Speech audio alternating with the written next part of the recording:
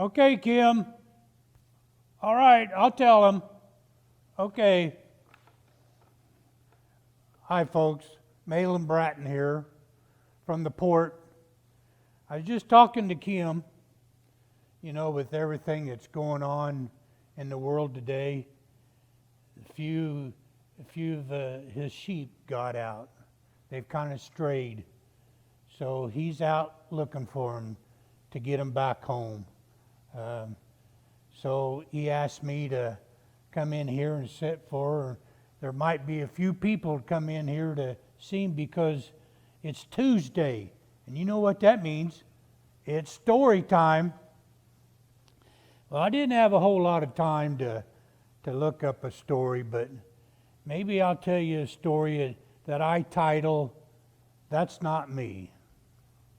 Well, when I was a young boy, many years ago, born at an early age, I was very shy, very quiet. I kind of kept to myself.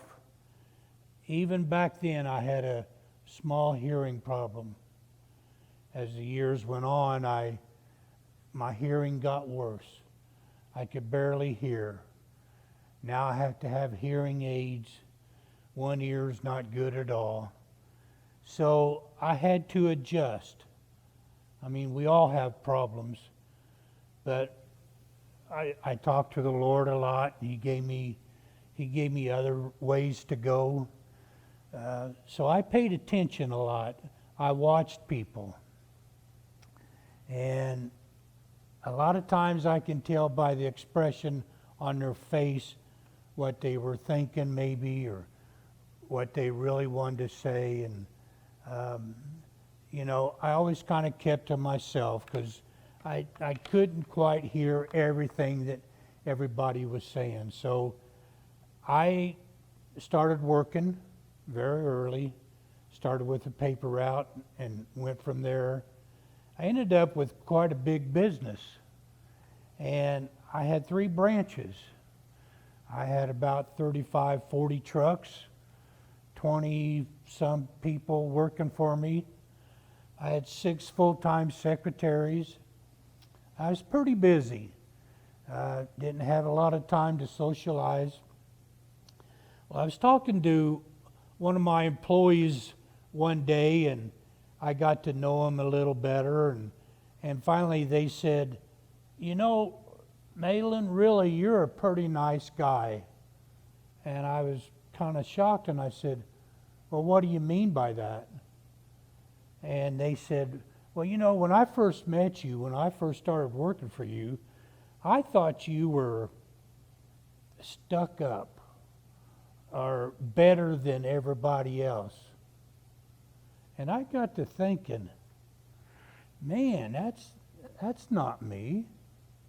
I don't want people to think of that about me.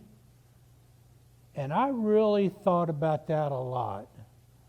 I wanted people to like me. I just didn't talk. So I thought, I'm going to start talking. Now, people that I went to school with can't believe the way I am today. They said, Malin, we remember when you wouldn't say a word in class. Well, a lot of times I just didn't want to say anything because I hear words different than what everybody else hears. So I started talking to people. Yeah, sometimes I embarrassed myself, and I would just laugh it off and go on.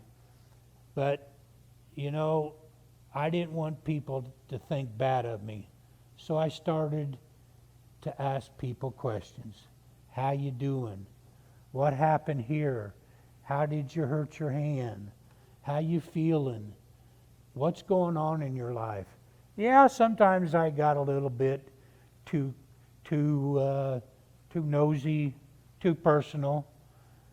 But they loved me enough to say, that's none of your business.